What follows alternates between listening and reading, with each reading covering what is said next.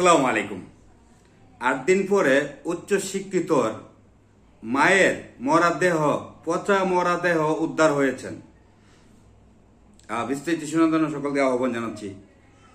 যে মা মারা যাওয়ার পরে 8 দিন পরে মায়ের দেহর মধ্যে পচন ধরার পরে ছেলে সন্তানটা যে মায়ের পচা দেহটা 8 দিন পরে উদ্ধার হয়েছে।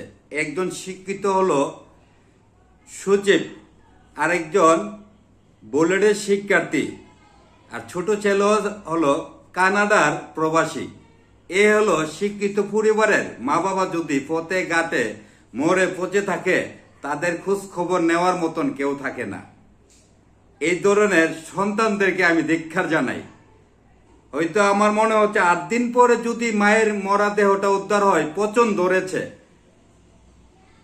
যখন সরকারি কর্মকর্তারা গিয়ে উদ্ধার করেছে মায়ের এই সাইড দিয়ে পচন ধরেছে, 8 দিন পরে খবর পেল মা মারা গিয়েছেন, সেই মার মরদেহটা উদ্ধার হয়েছে, আমি উচ্চ শিক্ষিতের উপরে থুতু নিক্ষেপ করি। এত কষ্ট করে মা বাবা ছেলে মেয়েকে শিক্ষিত বানালো। একজন শিক্ষিত ছেলে সন্তানদের মা বাবাই কিন্তু রাস্তাঘাটে এবং বৃদ্ধা আশ্রমে এই ধরনের মা বাবারাই কিন্তু পড়ে থাকে।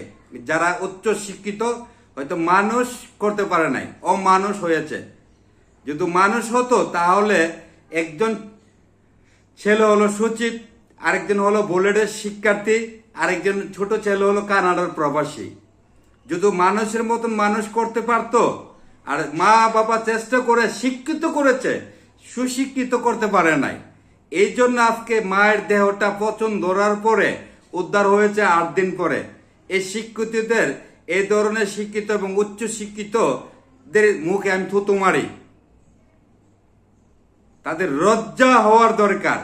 এইভাবে 10 মাস 10 দিন গর্ভ ধারণ করে ছেলে সন্তানকে জন্ম দিয়ে লালন পালন করে এত উচ্চ শিক্ষিত করার পরে মা বাবার খোঁজ খবর নেওয়ার মতন এই ছেলে সন্তানটা পাশে থাকে না। কানাডা একজন আছে, এটা মা বাবার অবদানে কানাডা গিয়েছে। বুলেটের শিক্ষক, এই মা বাবার চেষ্টার কারণেই তো, মা বাবার দোয়াই তো শিক্ষক হয়েছে। আরেক ছেলে সচিব। ধিক্কার জানাই তাদের মতন ছেলেদেরকে। আজকে সারা বিশ্বের মধ্যে নিকারজনক এই ঘটনাটা মানুষে তাদের মুখে থুতু দিচ্ছে। এত উচ্চ শিক্ষিত করে, এত হাই কোয়ালিটির পড়ালেখা করিয়ে প্রত্যেকটা ছেলে ভালো পর্যায়ে আছে, সেই ছেলের মা বাবা যদি আজকে মরার পরে 8 দিন পরে মার মরা পচা দেহটা পচন ধরে গিয়েছে, মাটা মারা গিয়ে রুমের মধ্যে পচন ধরে গিয়েছে দিক দিয়ে, তারপরে মার এই মরা দেহ উদ্ধার হয়েছে। হায়রে তাদের শিক্ষিত জাতি, তারা কখন মানুষ হবি? তারা তো মানুষ নামের অমানুষ হয়েছে। মা বাবা চেষ্টা করেছিল তাদেরকে মানুষ করার জন্য, তারা মানুষ হলি না, তারা হয়েছে তো অমানুষ।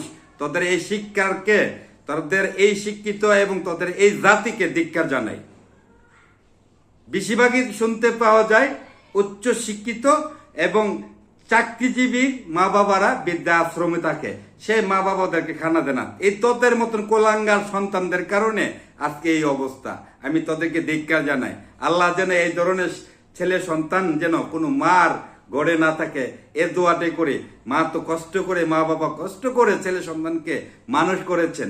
এই মানুষ নামের যে অমানুষগুলো হয়ে গেল উচ্চ শিক্ষিত হয়ে, এই উচ্চ শিক্ষিতের মা বাবার মরার পরে তাদের রুমের ভিতরে মায়ের দেহটার মধ্যে পছন্দ ধরে যায়। আমি ধিক্কার জানাই।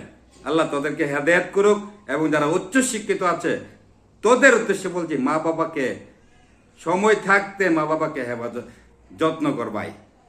তাদের মতন উচ্চ শিক্ষিত যারা আছে মা বাবাকে বৃদ্ধাশ্রমে রাখছস, বৃদ্ধাশ্রমে রেখে মা বাবা মারা যাওয়ার পরে খোঁজ খবর নেয় না, মানুষের খোঁজ খবর নিয়ে তাদের মা বাবাকে মাটি দেয়।